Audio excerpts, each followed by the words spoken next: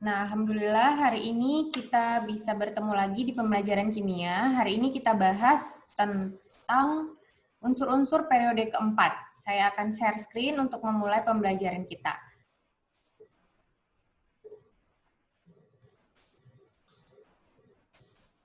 Nah, jadi ini lanjutan yang kemarin. Hari ini kita bahas tentang unsur-unsur periode keempat atau yang biasa kita sebut dengan yang namanya unsur transisi atau golongan B.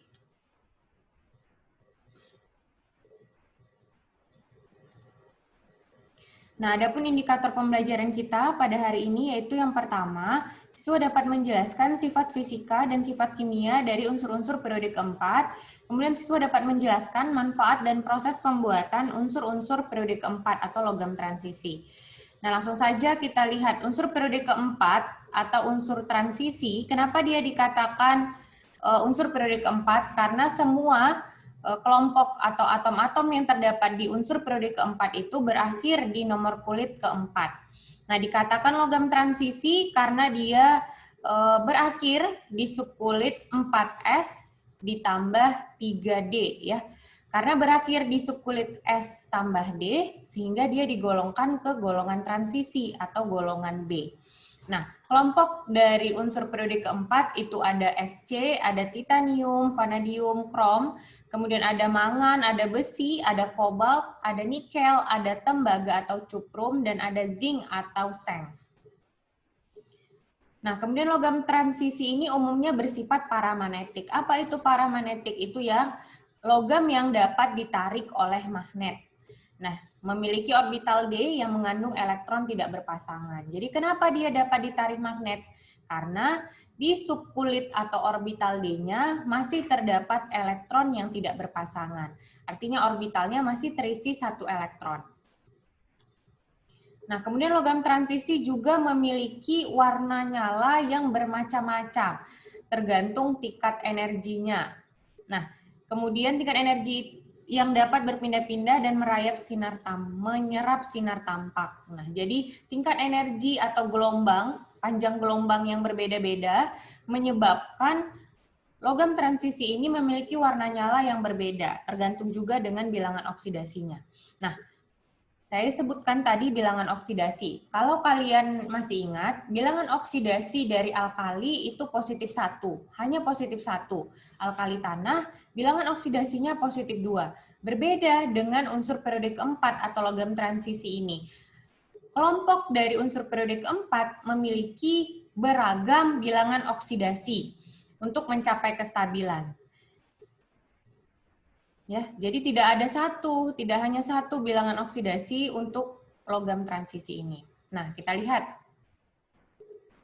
Kita lihat di sini. Nah, ada skandium, titanium seperti yang saya sebutkan tadi. Nah, kita lihat bilangan oksidasi. Bilangan oksidasinya beragam.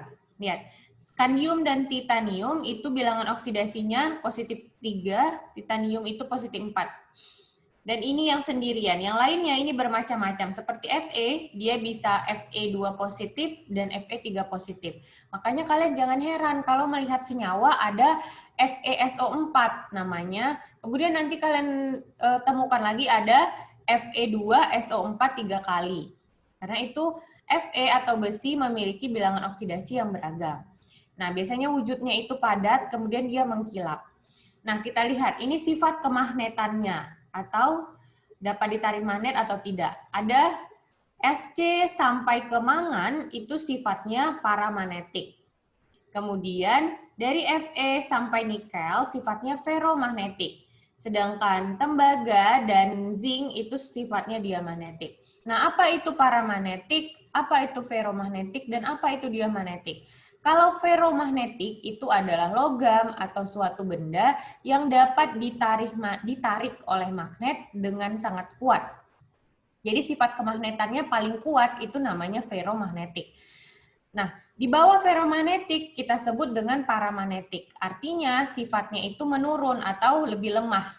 Sifat kemagnetannya lebih lemah, dinamakan paramagnetik. Sedangkan diamagnetik itu adalah benda atau logam yang tidak dapat ditarik magnet atau dengan kata lain ditolak oleh magnet. Nah, itulah diamagnetik. Jadi kalian sudah bisa membedakan apa itu paramagnetik, ferromagnetik, dan diamagnetik. Nah, jadi kalau kita kelompokkan, ciri-ciri umum logam transisi, yang pertama dia bersifat paramagnetik pada umumnya ya, Nak. Kemudian ion dan senyawanya berwarna. Nah, ion dan senyawanya berwarna ini maksudnya apa? Ion kompleks. Nah, jadi dia dapat membentuk yang namanya ion kompleks yang akan kita bahas nanti di pertemuan minggu depan. Kemudian bilangan oksidasinya lebih dari 1, dapat membentuk senyawa kompleks atau ion kompleks, berfungsi sebagai katalis reaksi. Apa itu katalis?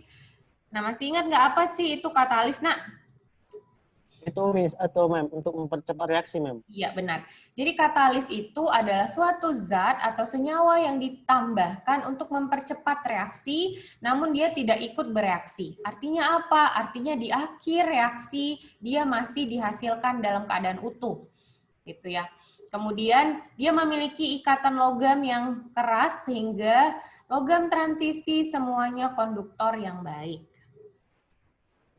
Nah, ini sifat-sifatnya juga seperti yang saya bilang, bilangan oksidasinya lebih dari 1, saya ulang lagi ya, Nak ya.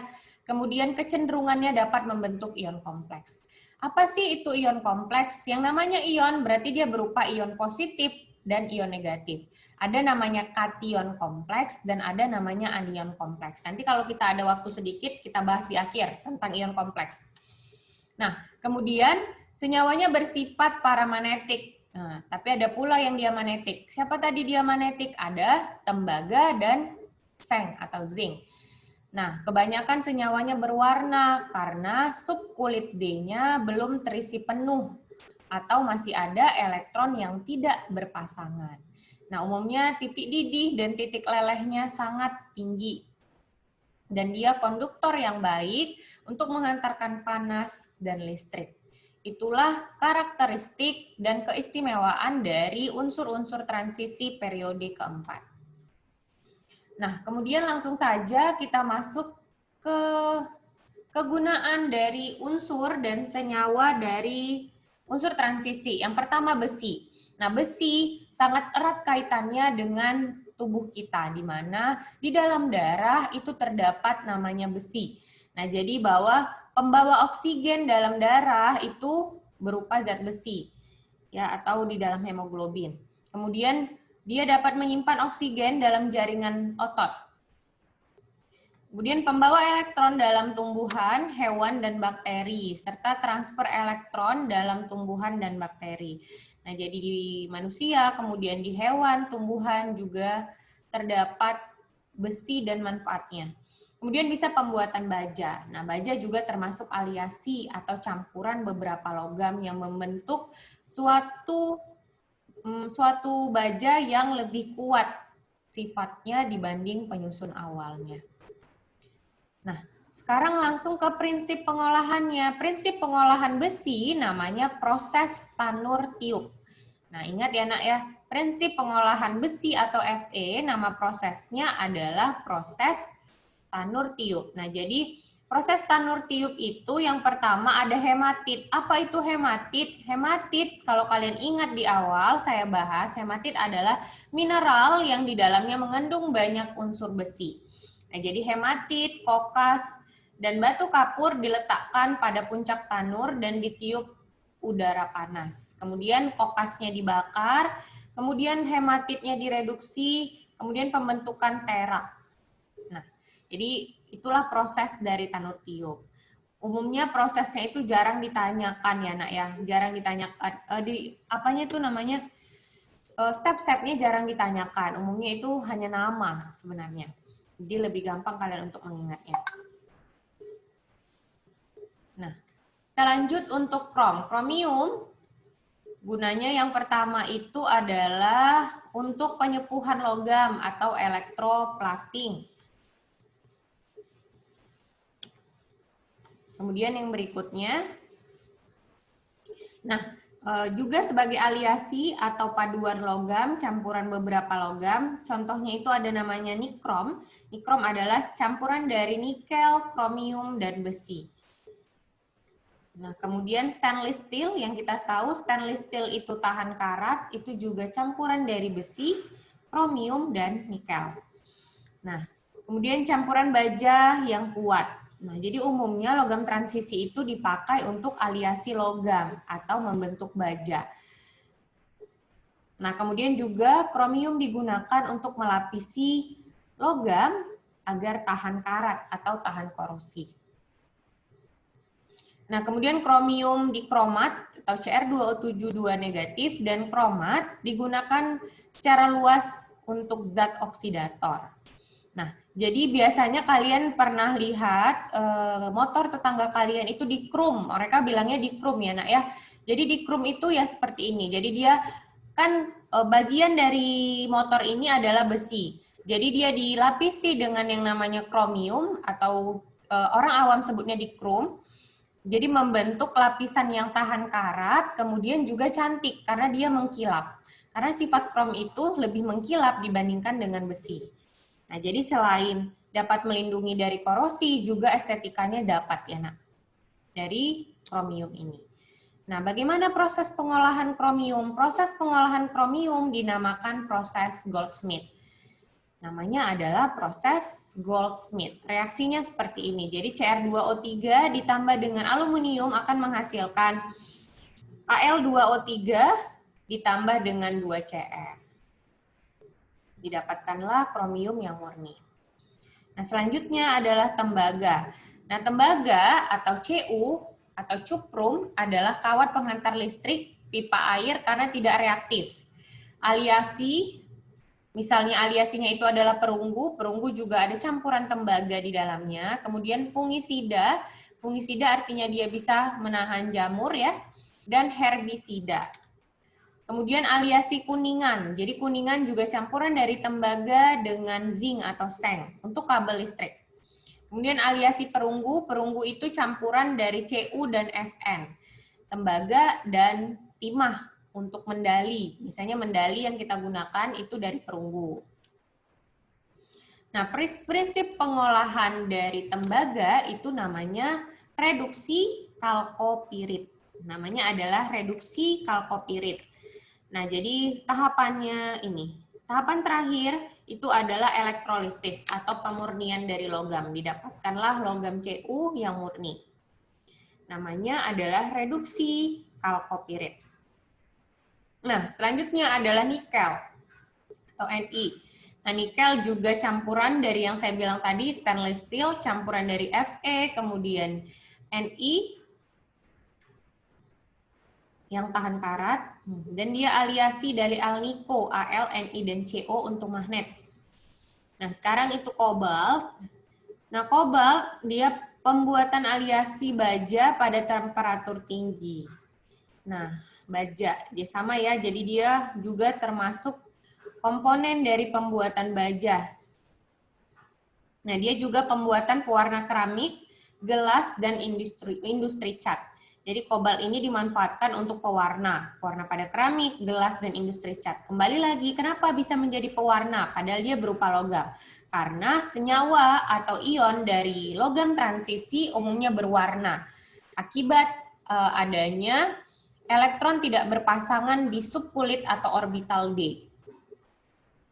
Lanjut ke titanium atau Ti dan vanadium atau F. V maksud saya. Logam titanium dan aliase dengan Al digunakan untuk industri pesawat terbang. Nah, kemudian Fe2O5 digunakan untuk katalis pada pengubahan SO2 menjadi SO3 pada proses kontak pembuatan H2SO4. Nah, jadi H2SO4 nama prosesnya itu adalah proses kontak. Jadi dalam proses kontak pembuatan H2SO4 digunakanlah vanadium. Vanadium berupa Fe2O5 yang mengubah SO2 menjadi SO3. Nah, kemudian seng, pasti ya, seng itu sangat tahan terhadap karat. Kenapa? Kemarin kita sudah belajar sel volta. Kenapa seng tahan karat? Padahal letaknya di sebelah kiri dibandingkan dengan besi. Harusnya dia lebih mudah teroksidasi karena letaknya dalam deret volta lebih kiri. Alasannya, ketika seng bergabung dengan oksigen atau bereaksi dengan oksigen akan membentuk suatu oksida ZnO2 yang tahan dengan karat. Itu sebabnya, nak. Sebenarnya dia mudah teroksidasi, namun membentuk oksida yang tahan karat, yaitu ZnO2. Nah, kemudian Zn juga dipakai untuk aliase ya, CuZn. Sebagai elektroda negatif pada sel lysens, sel merkuri, dan sel alkali. Maksudnya si Zn ini kalau kalian ingat aplikasi dari sel volta, jadi dalam sel volta aplikasinya itu ada baterai ya. Nah, kalau kalian masih ingat, dia jadi elektroda negatifnya atau jadi anodanya dari baterai itu, baterai lysens, kemudian merkuri, kemudian baterai alkali atau alkalin. Nah, kemudian dia bahan pewarna putih pada cat. Bahan pewarna putih pada cat itu senyawanya namanya ZNO atau zinc 2 oksida. Ya. Nah, kemudian yang ke-8 adalah kadmium. Nah, kadmium melindungi baja dari korosi, kemudian mengabsorpsi neutron dengan sangat baik untuk mengontrol reaktor nuklir. Itu kadmium. Kemudian dia juga dipakai dalam baterai kering nikat. Ya, kalau masih ingat aplikasi dari sel volta, dia dipakai untuk baterai kering nikat. Kemudian pewarna kuning pada cat. Nah, tadi kalau pewarna putihnya itu ada si ZNO, kalau pewarna kuningnya kita pakai kadmium. Namun sangat mahal, itu ada kadmium sulfida. Kadmium 2 sulfida. Itu adalah pewarna kuning yang sangat mahal ya. Kemudian merkurium Hg. Nah, kalau ditanya, merkuri adalah logam transisi yang wujudnya berbeda. Merkuri wujudnya itu sendiri, dia berwujud cair ya nak ya. Jadi merkuri wujudnya cair. Itu adalah logam yang wujudnya cair. Hanya merkuri sendiri. Uap merkuri itu untuk lampu jalan. Kemudian untuk ekstraksi emas dan perak dalam amalgam. Nah, kalian pernah dengar nggak cerita di daerah penyulingan emas itu terjadi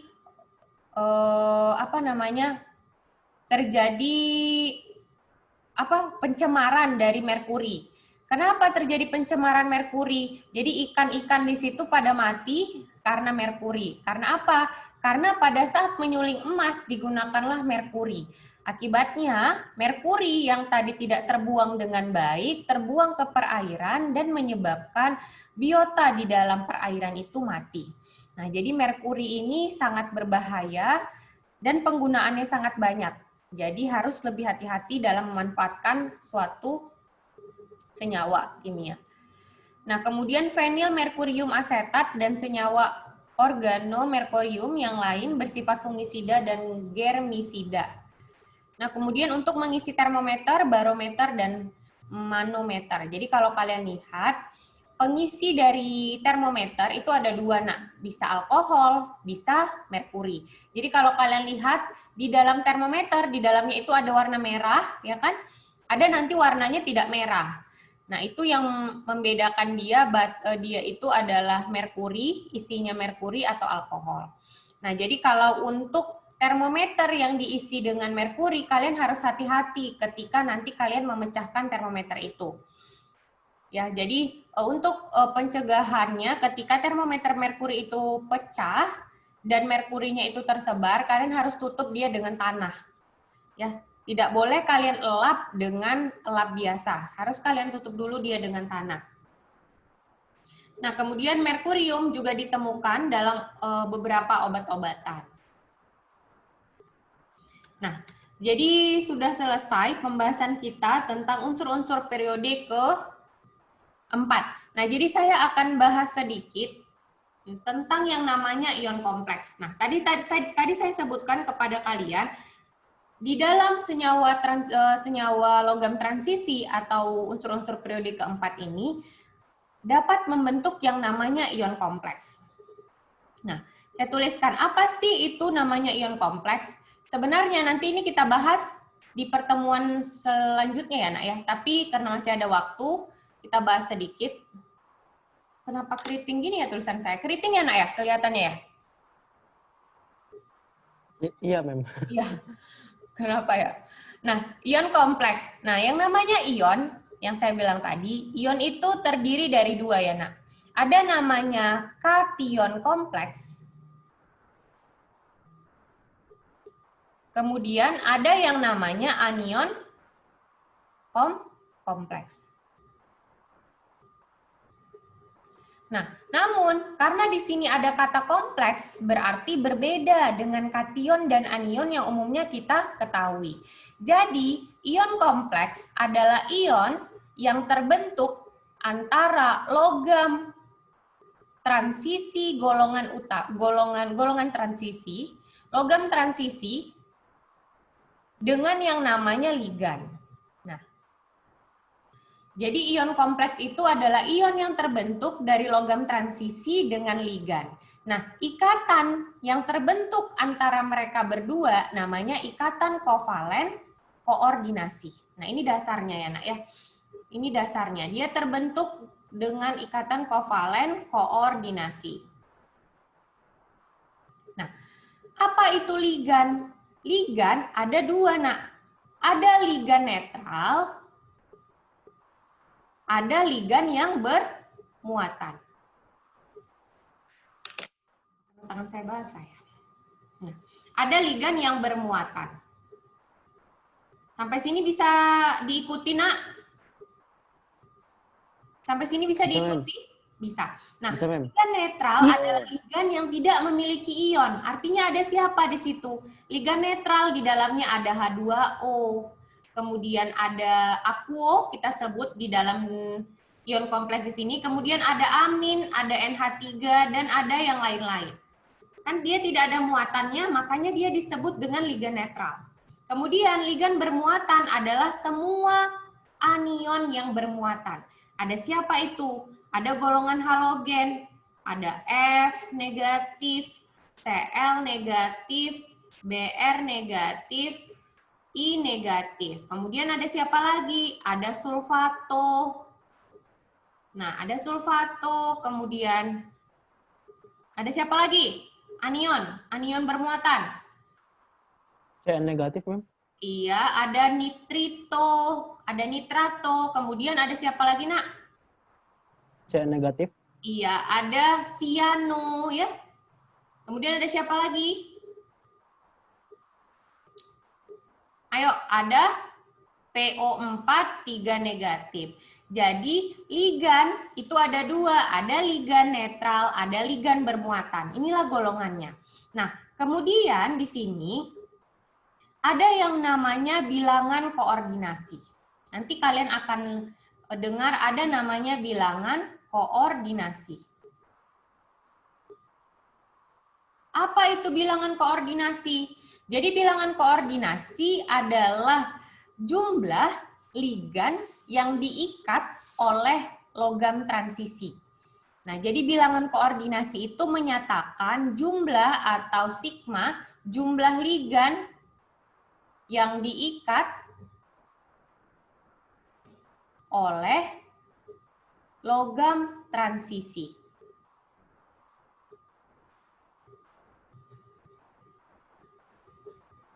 Ya, transisi. Kita contohkan, Nak. Ada di sini Fe H2O 2 kali, kemudian Cl 3 kali,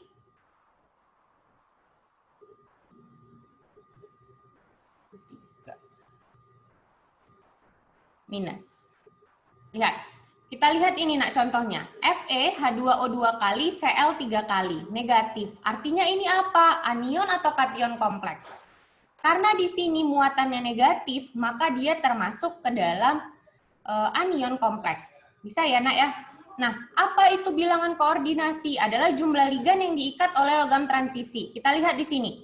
Jumlah ligan yang diikat, berapa jumlahnya? H2O-nya ada 2, kemudian Cl-nya ada 3. Sehingga bilangan koordinasinya berapa, Nak? Berapa bilangan koordinasinya? Berapa, Nak? Aduh, diam. Berapa? Tinggal dijumlahin nih. 2 ditambah 3. Berarti berapa bilangan koordinasinya? 5. Iya, 5. Nah, bilangan koordinasinya ada 5. Kemudian, ada yang namanya muatan kompleks. Ada namanya muatan kompleks. Apa itu muatan kompleks? Jadi muatan kompleks adalah jumlah atau penjumlahan dari bilangan oksidasi logam, dalam hal ini adalah logam transisinya, ditambah dengan bilangan oksidasi atau muatan dari ligan. Nah, itulah muatan kompleks. Muatan yang di sini maksud saya, nah, inilah muatan kompleks namanya. Ini muatan kompleks. Nah, kalau begitu, kita bisa mencari bilox dari CFE. Benar kan? Karena tadi yang namanya logam transisi, bilangan oksidasinya kan beragam, nak. Nah, sekarang kita jumlahkan. Lihat, muatan kompleksnya kan tadi -1. Benar, muatan kompleksnya -1? Bener, Mem. Iya. Muatan kompleksnya -1. Kemudian kita ingin mencari bilangan oksidasi logam. Dalam hal ini adalah bilangan oksidasi dari si Fe. Kita lihat. Ligan. Bilangan oksidasi atau muatan ligan. Lihat. H2O, ada nggak muatannya, nak? Nggak ada, Mem. Nggak ada. Berarti kita kosongkan. Berarti 2 dikali 0 gitu ya. Ditambah bilangan oksidasi Cl. Berapa bilangan oksidasi Cl-nya? Cl berapa, nakku? -1, Mem. iya. -1, Mem. Berarti bilangan oksidasi Fe. Berapa bilangan oksidasi Fe-nya kalau begini, nak? Ini pindah ke sini. Positif 3 kurang 1, maka positif Positif 2, Mem. 2. Nah, begitulah caranya. Saya buat lagi senyawanya ya. Senyawanya misalnya Cu SO4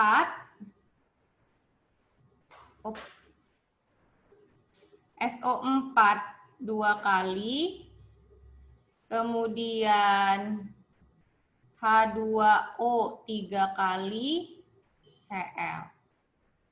Nah, kalau Cu-nya di sini adalah positif 2, karena tadi tembaga hanya positif 2 ya, nak. Pertanyaannya, berapakah muatan dari kompleks tersebut? Siapa yang bisa? Kalau Cu-nya positif 2, berapakah muatan dari kompleks tersebut? Ayo, siapa yang bisa?